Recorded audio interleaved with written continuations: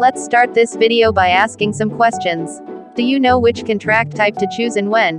What are the fundamentals of cost calculation which don't change? How is the cost calculated? How to meet your billing targets even though the milestone hasn't been accomplished?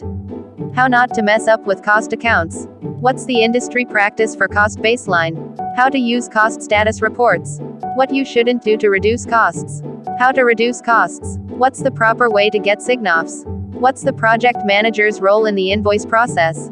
How to raise an internal invoice? How to raise an external invoice? If you want the answers to questions like these, then you are at the right place.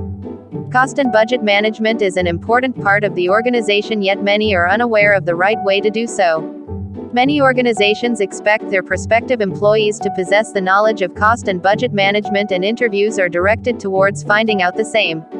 We, along with some of the stalwarts of the industry, have developed the Cost and Budget Management course, which will help you understand the practical aspects of managing cost and budget and will make you ahead of your competition. Key topics which you will learn are: terminologies related to cost. How is the cost planned?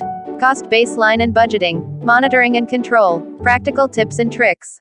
Enroll in this unique course now and surprise your colleagues or interviewers with profound learning. Grow your skills. Grow your career.